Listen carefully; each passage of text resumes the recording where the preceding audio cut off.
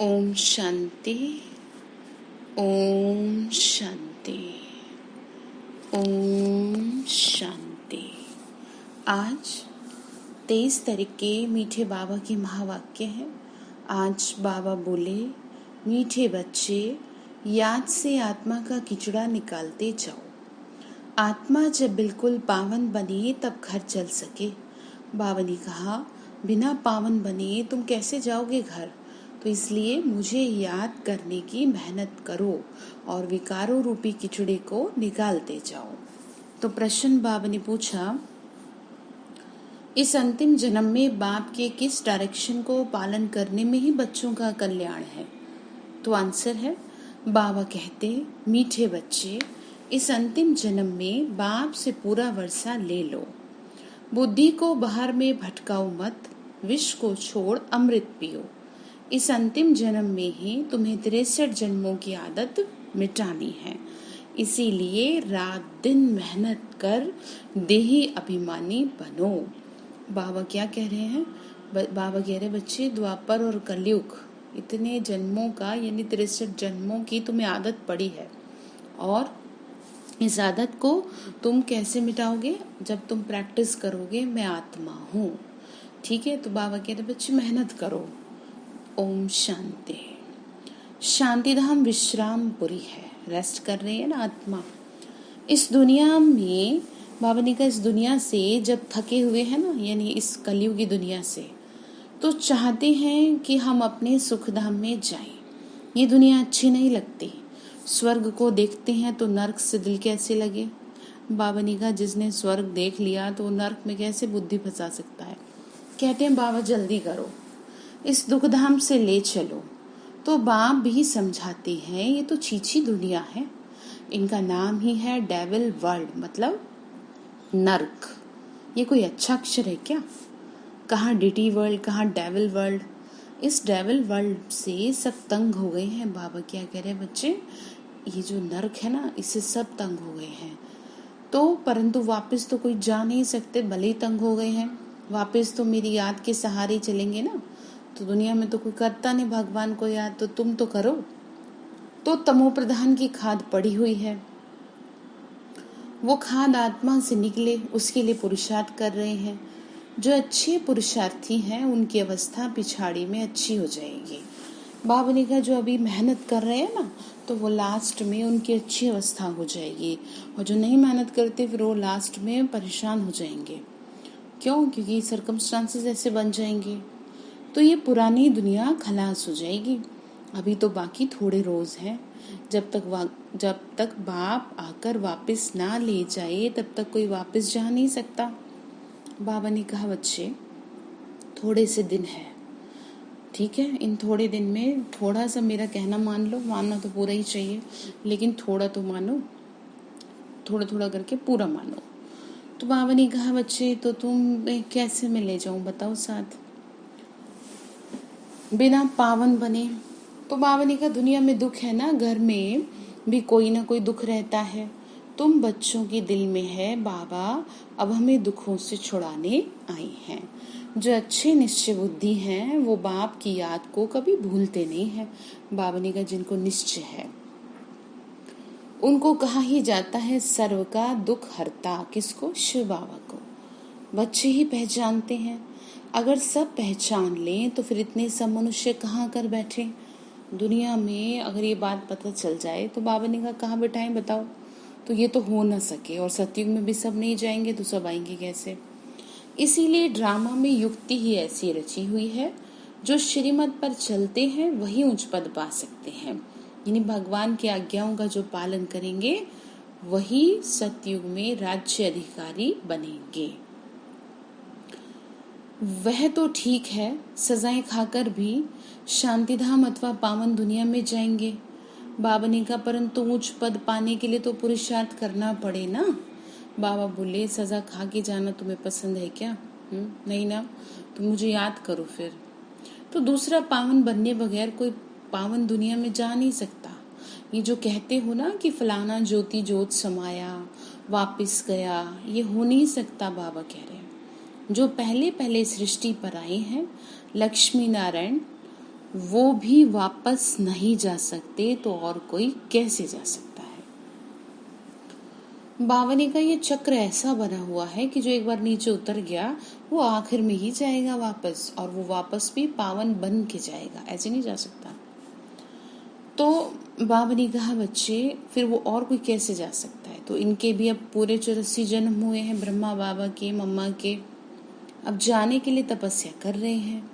कहाँ जाने के लिए? मुक्ति धाम। तो मतलब उस टाइम की मुरली है, उसके अकॉर्डिंग ब्रह्मा बाबा तो संपूर्ण हो चुके ना, तो सब पुकारते हैं एक बाप को, ओ गॉड फादर, ओ लिबरेटर, ओ गॉड फादर। वह गॉड फादर है ना, यानी दुख हरता सुख करता है। कृष्ण आदि और किसी को थोड़ी पुकारते हैं। क्रिश्चियन हो, मुसलमान हो, सब क्या कहते हैं? ओ गॉड फादर, हे भगवान। सब एक ही बात बोल रहे हैं ना, परंतु पहचान नहीं मिल पा रही है। आत्मा बुलाती है अपने फादर को। फादर कहते तब हैं जब समझते हैं हम आत्मा है। बाबा ने कहा मेरी आवाज़ तुम तक तब तक नहीं जाएगी जब तक तुम स्वयं को आत्मा निश्चय नहीं करोगे। हम आत्मा है। आत्मा भी कोई चीज़ है ना। आत्मा कोई बड़ी चीज़ नहीं है, वो तो एक स्टार है और अति सूक्ष्म है। जैसे बाबा है वैसे ही आत्मा का स्वरूप है। ठीक है। बाबा ने कहा कितनी शक्ति है देखो तुम्हारे में भी और मुझ में सबसे अथाह शक्ति है। अब तुम बाप की महिमा करते हो, वो सत्य चित्त ज्ञान का सागर है, आनंद का सागर है। तुम्हारी आत्मा भी इनके समान बनती है। तुम्हारी बुद्धि में अब सारे सृष्टि के आदि मध्य अंत का ज्ञान आ गया है, और कोई मनुष्य मात्र में ये ज्ञान नहीं है। बाबा ने क्या कहा? और किसी को थोड़ी ये ज्ञान है, ये तो तुम्हारी बुद्धि में आई है बातें कि कैसे बाबा ने सब कुछ बताया, बैठ गया ना बुद्धि में। सारा भारत, सारी विलाय ढूंढ लो, कोई को भी नहीं पता। आत्मा 84 जन्मों का पाठ बजाती है। 84 लाख तो इम्पॉसिबल है। 84 लाख जन्मों का तो कोई वर्णन ही ना कर सके। तो बाप कहते हैं तुम अपने जन्मों को नहीं जानते हो, हम सुनाते हैं। बाबा बोले बच्चे मुझे बताना पड़ता है तुम्हें, तुम कैसे कैसे नीचे उतर गए हो। अब वापस चढ़ेंगे ना, वो सब सुनते हुए भी पत्थर बुद्धि समझते नहीं कि 84 लाख जन्म तो कोई सुना ही कैसे सकता है, जबकि 84 जन्म थे।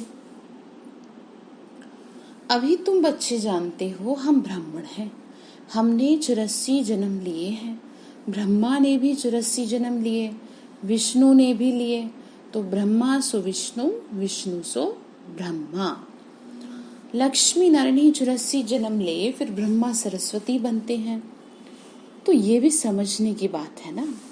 बाबा ने क्या कहा? बच्चे समझने की बातें हैं सारी, और जब बुद्धि में किचड़ा होगा तो ये बातें बुद्धि में बैठेंगी नहीं।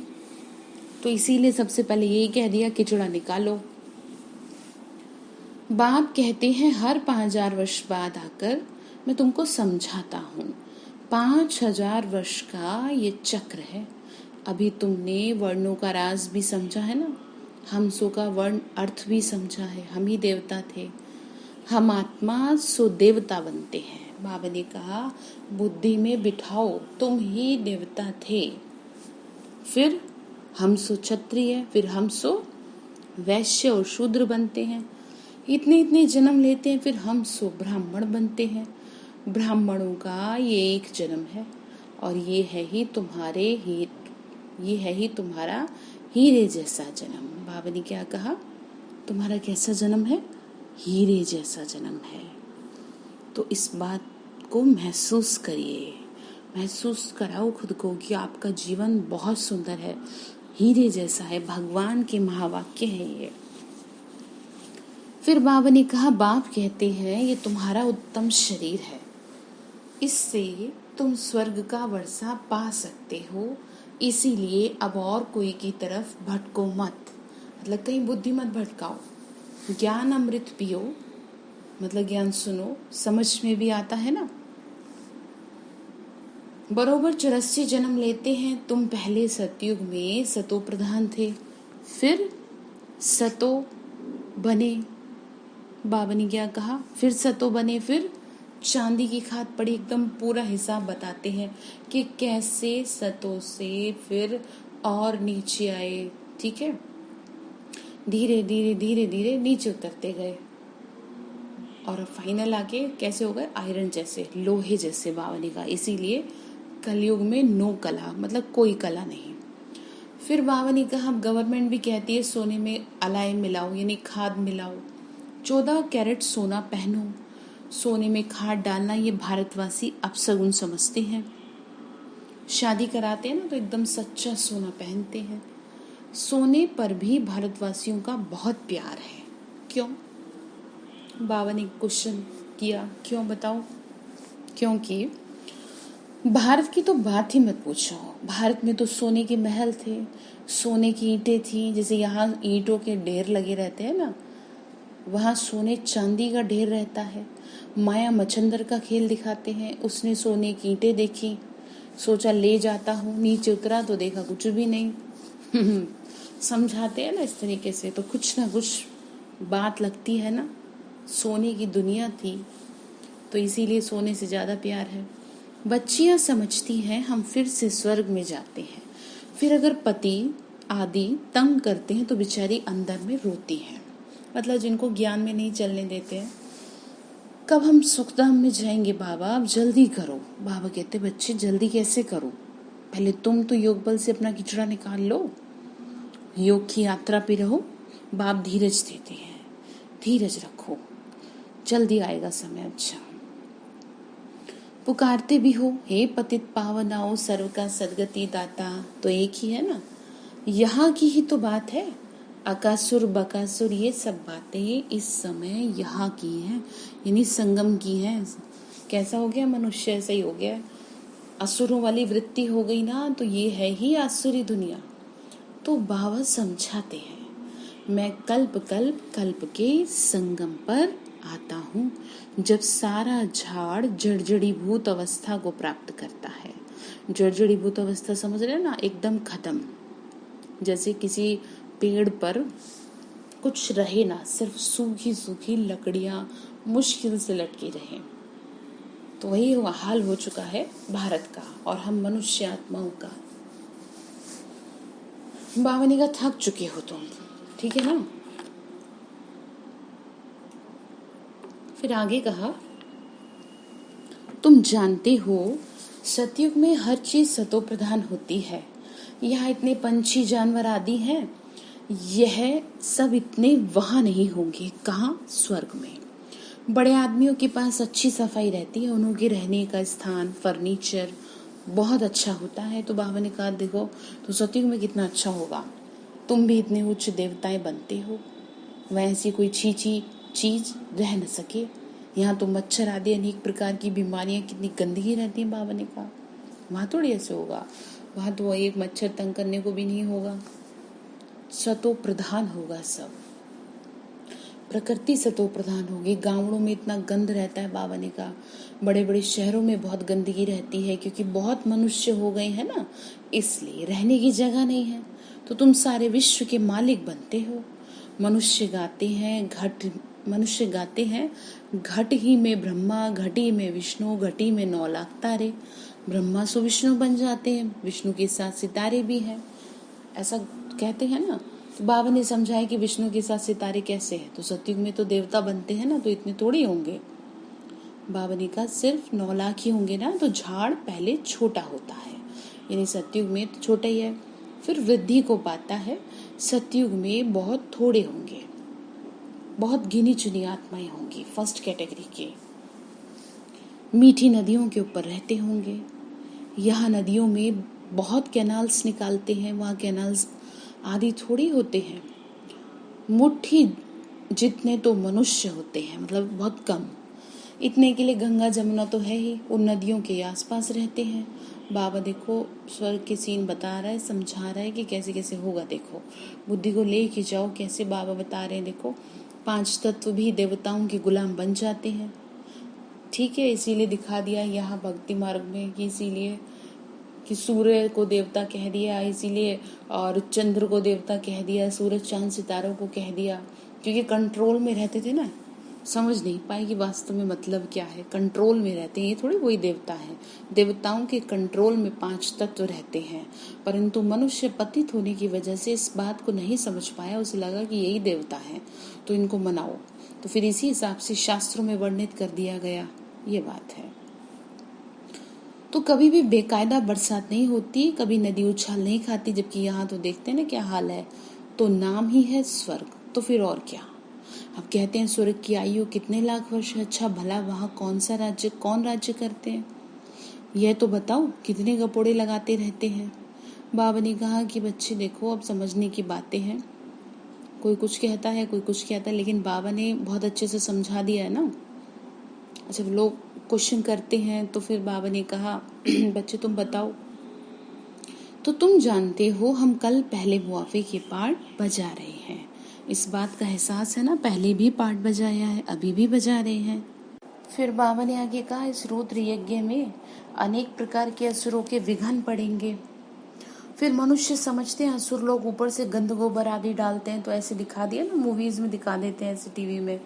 वास्तव में विघ्न तो ये है, जैसे कि आप अच्छे काम के लिए कोई जाओ और आपको कोई ना कोई टोके, कोई ना कोई आपको परेशान करे, ज्ञान में आपको चलने ना दे, तो वो असुरों के विघ्न ही तो है। परंतु नहीं, तुम देखते हो कितने विघ्न पड़ते हैं। अबलाओं पर अत्याचार होते हैं तब पाप का घड़ा भरेगा। बाबा कहते हैं थोड़ा सहन करना पड़ेगा। देवता बनने जा रहे हो तो थोड़ा तो सहन करना पड़ेगा ना। तुम अपने बाप को और वर्षे को याद करते रहो। मार खाने समय भी बुद्धि में याद रहे शिव बाबा। बाबा ने कहा कष्ट देती है आत्मा अगर कोई, तो आप फिर भी मेरी याद में रहो। तुमको तो बुद्धि में ज्ञान है ना, किसी को फांसी पे चढ़ाते हैं तो पादरी लोग कहते हैं गॉड फादर को याद करो।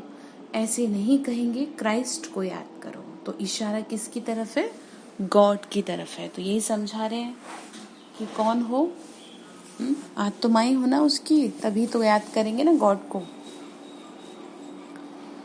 वह इतना लवली है, सब उनको पुकारते हैं, आत्मा ही पुकारती है। अब देही अभिमानी बनने में ही मेहनत है। 63 जन्म तुम देह अभिमान में रहे हो, अभी इस एक जन्म में वो आधा कल्प की आदत मिटानी है। तुम जानते हो ना, देह अभिमानी बनने में हम स्वर्ग के मालिक बन जाएंगे। कितनी उच्च प्राप्ति है, तो रात दिन इसी कोशिश में रहना पड़े। क्या कहा बच्चे, बाबा कह रहे बच्चे देखो तुम्हें पता है ना कितनी ऊंची प्राप्ति है, तो तुम्हें यही मेहनत करनी है। फिर मनुष्य धंधे आदि के लिए भी तो कितनी मेहनत करते हैं। आमदनी में मनुष्य को कभी झुटका या उबासी नहीं आएगा, क्योंकि आमदनी है, पैसे की खुशी रहती है, थकने की तो बात ही नहीं रहती। बाबा ने कहा तो बाबा भी अनुभवी है। ब्रह्मा बाबा रात को स्टीमर्स आते थे तो आकर माल खरीद करते थे, जब तक ग्राहक की जेब खाली ना करे तब तक उनको छोड़े नहीं मतलब काम धंधे में इतना व्यस्त थे ना। तो बाबा ने कहा पता है ब्रह्मा बाबा को भी। तो बाबा ने कहा तुम्हें ये आमदनी नहीं दिखाई दे रही, इस ज्ञान से जो तुम्हारे 21 जन्मों की आमदनी हो रही है। बाबा ने रथ भी पूरा अनुभव ही लिया है, क्योंकि बिजनेसमैन थे, इतने सब अनुभव किए। गावड़ी का छोरा भी था, 10 आने मन अनाज बेचता था, अभी तो देखो विश्व का मालिक बनते हैं ब्रह्मा बाबा। देखो ये सारी बातें में कितना राज है, कैसे बाबा ने तैयार किया ब्रह्मा बाबा के रथ को। तो बस जवाहरात की बात है। बाबा ने कहा यह फिर है सच्चे जवाहरात। उन्होंने क्या किए, उन्होंने तो झूठे जवाहरात दिया ना, कलयुग के तो झूठे ही कहे जाएंगे। तो ज्ञान है वास्तव में सच्चे जवाहरात। ये होता है रॉयल व्यापार। बाबा बहुत अनुभवी है। बाबा वायसराय आदि के घर में ऐसे जाते थे जैसे अपना घर। इनको फिर कहा जाता है अविनाशी ज्ञान रतन। बाबा ने क्या कहा, ये क्या है, अविनाशी ज्ञान रतन है। ठीक है। बाबा फिर आगे बोले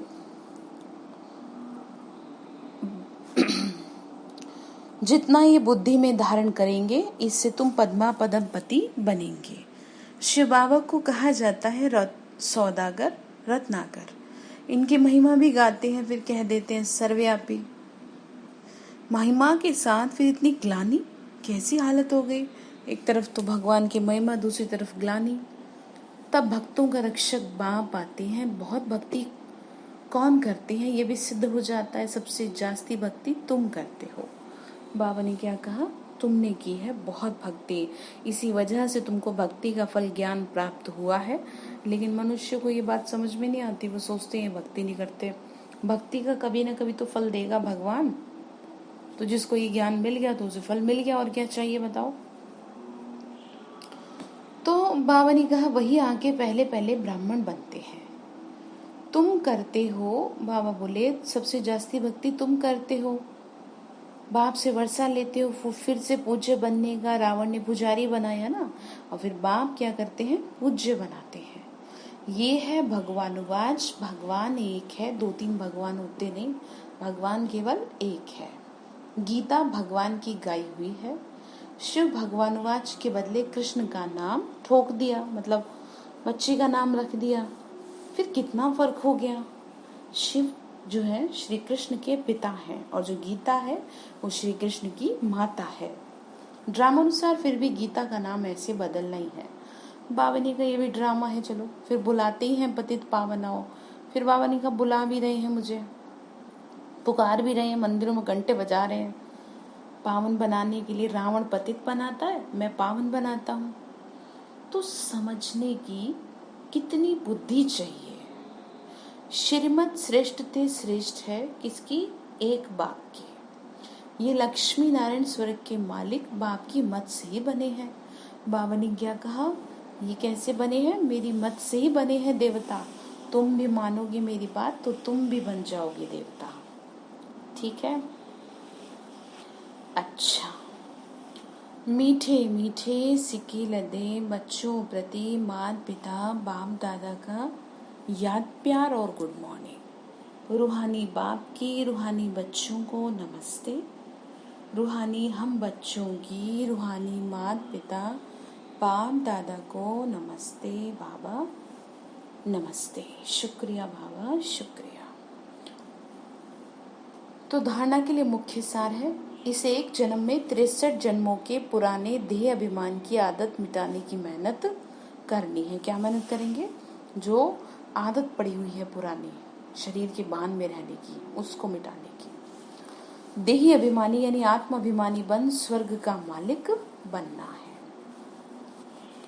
दूसरा पॉइंट है, इस हीरे तुल्य उत्तम जन्म में इस बुद्धि को भटकाना नहीं है। हीरे तुल्य सतो प्रधान बनना है। अत्याचारों को सहन कर बाप से पूरा वर्षा लेना है। क्या कहा, सतो प्रधान बनना है, बाबा से पूरा वर्षा लेना है। तो वरदान दिया बाबा ने, सोचना बोलना और करना तीनों को समान बनाने वाले सर्वोत्तम पुरुषार्थी भाव।